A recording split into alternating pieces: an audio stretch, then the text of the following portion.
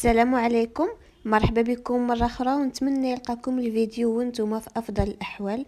اليوم إن شاء الله في إطار تحضيرات العيد وحلويات العيد غادي نشارك معكم حلوة الدانون بعجين جد ناجح اقتصادي، كيعطينا كمية كتيرة كتر من 150 حبة. فكما كتشوفوا أنا شكلت 3 ديال الأشكال مختلفة بمذاقات مختلفة وأشكال مختلفة. نتمنى تعجبكم وتتبعوا الفيديو. نخليكم مع مقادير وطريقة تحضير هذا الخير.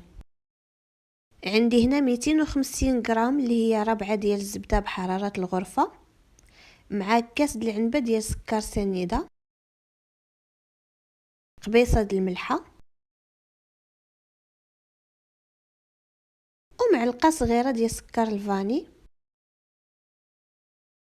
غادي نخلط الزبدة مع سنيدة حتى نحصل على واحد البوماضة.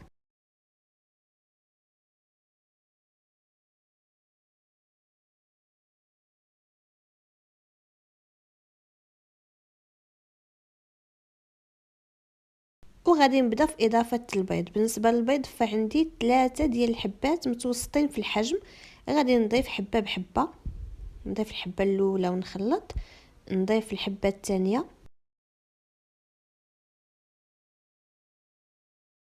ونضيف الحبه الاخيره. كما قلت لكم بيض متوسط في الحجم. الا عندكم بيض كبير يعني تقدروا تستخدموا فقط 2 حبات البيض حتى هو بحراره الغرفه. عندي كذلك كاس د العنبه ديال زيت المائده. نعاود نخلط هاد العناصر مزيان حتى ينسجموا لي.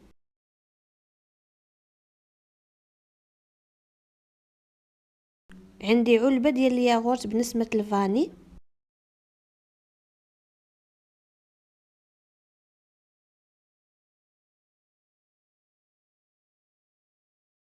صافي هنا غادي نضيف كذلك 2 معالق كبار ديال المايزينا اولا نشا الذره، فكيضيف واحد الطراوه وواحد الهشاشه في هذه الحلوه.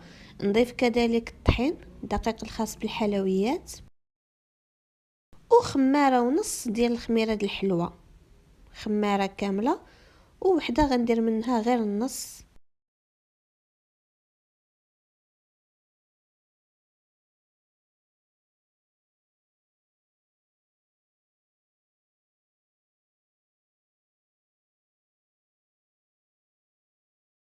بالنسبه للدقيق ما تضيفوش دفعه واحده، ضيفوه على شكل دفعات شويه بشويه.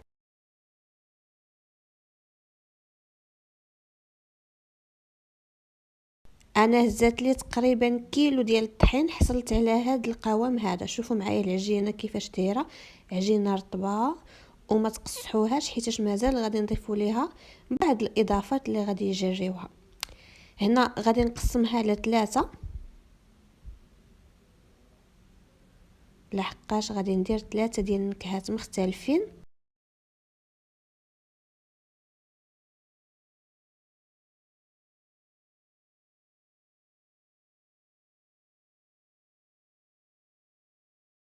بالنسبه للجزء الاول فانا غادي نضيف له 3 ديال الفرماجات، فرماج مثلث اولا كيري.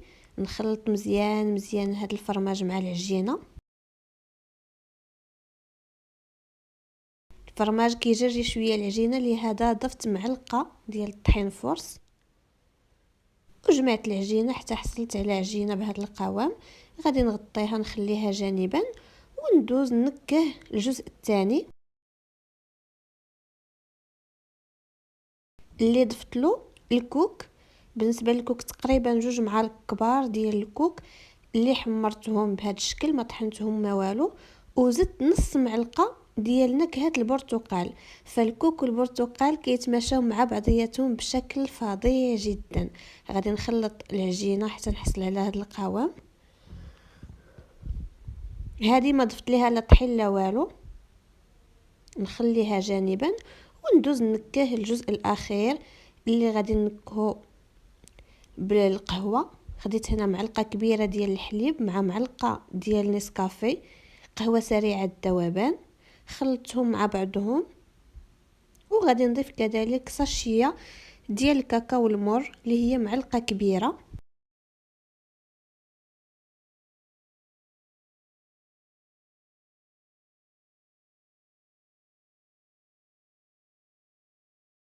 غادي نضيف كذلك معلقه كبيره ديال الطحين، لحقاش ضفت السوائل اللي جراو لي العجينه. نجمع العجينه بهذا الشكل ونخليها كذلك جانبا.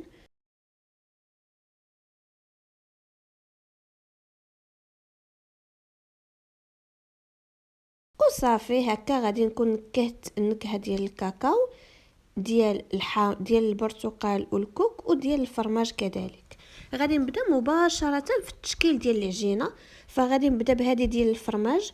انا كنفضل نطلق العجينه في واحد البلاستيك اولا في ورق الطبخ، ما كنبغيش نطلق فوق سطح العمل مباشره باش ما تقصحليش العجينه، حيت كل مره خصنا نضيفوا الطحين. اللهم طلقوا في بلاستيكه اولا طلقوا بحال هكا في ورق الطبخ. من بعد ما طلقت العجينه غادي نقطعها بواحد المرش مدور.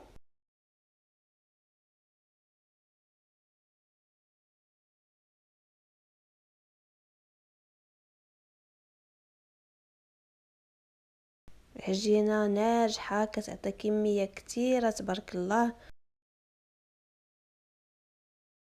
شوفوا حتى في الهزان كيجينا سهل باش نهزو القطعه بلا ما يديفورما لينا الشكل ديالها ولا يخسر. فهاد الكاغيط ديال الطبخ كيسهل علينا بزاف هاد العمليه، احسن ما تبقى تهز بالموس وهذا. فنكمل بهاد الطريقه حتى نكمل كاع الكميه اللي عندي.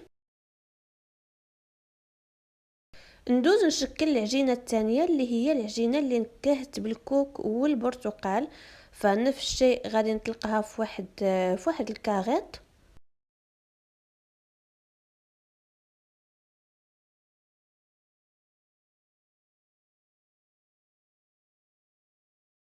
بالنسبه للعجينه اللي كتشيط لكم فكتعاودوا تجمعوها وتعاودوا تسرحوها بالمدلك وتكملوا نفس العمليه. صافي هذه غادي نقطعها بواحد الطابع اللي هو مستطيل.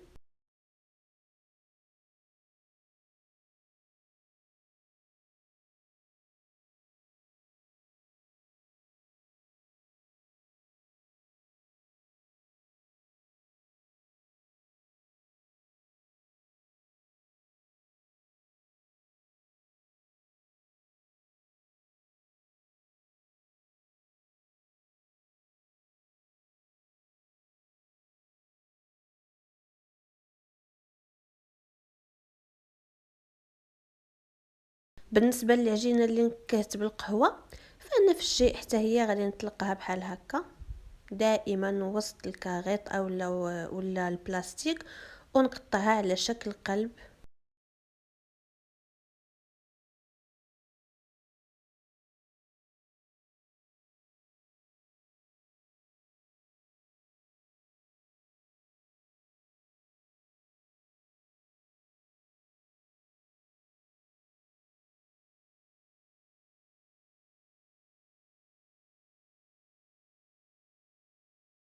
ومن بعد ما طاب لي الصابلي غادي ندوز دابا باش نزينو. فشوفوا هذا اللي نكات بالبرتقال والكوك كيجي تبارك الله رائع الشكل ديالو. خديت الشكلاط ابيض وبديت كنوضع بحال هكا الحلوه ديالي في الشكلاط، كنغمسها مزيان وكنهزها بهذه الطريقه.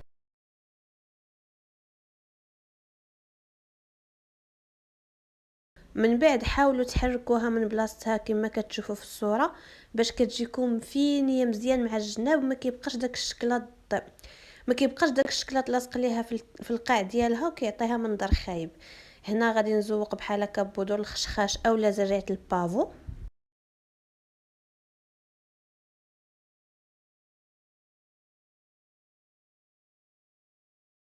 ولحقاش هاد الحلوه فيها البرتقال فغادي نضيف كذلك شويه ديال قشور البرتقال معسلين كتزيين كيعطيو منظر زوين ولون جميل في هاد الحلوه.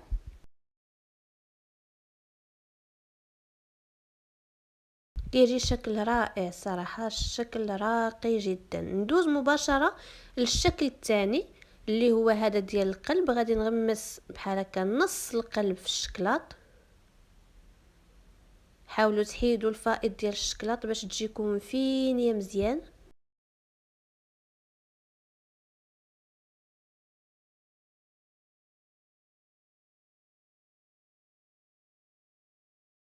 من بعد ما ساليت غادي نخليه حتى يشد لي في راسو داك الشكلاط، عاد ندوز نكمل ليه التزيين.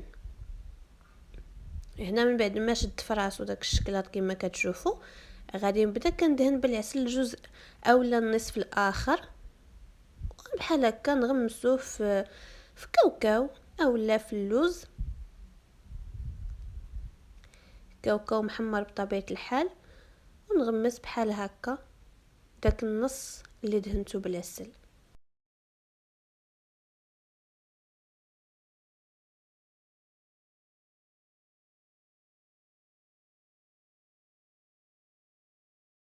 هنايا غادي نضيف خطوط ديال الشوكولا في داك الجزء الاسود، كيعطي منظر رائع جدا.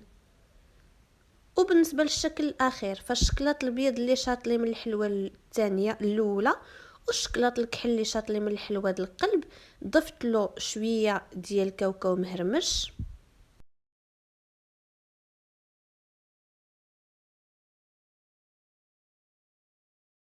وغادي نبدا كنوضع فيه بحال هكا داك الدوائر ديال الحلوه.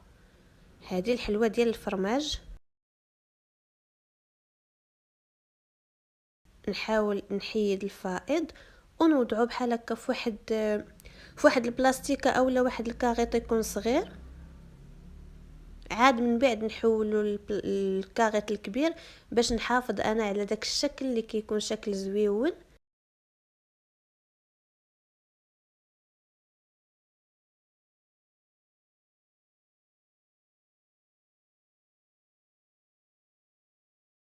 وغادي نهزهم دابا نوضعهم في البلاستيكه اولا في الكاغيط الكبير فين غادي نخليهم يقبطوا في راسهم.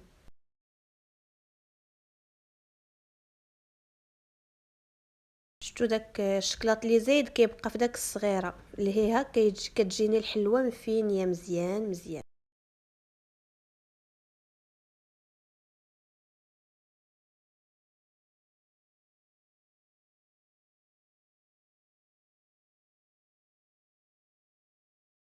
هنا عندي الاوراق الذهبيه اللي كتباع عند الناس اللي كيبيعوا مستلزمات الحلويات، وغادي نبدا بحال هكا كندير وريقات صغيورين في الجنب ديال ديك الحلوه،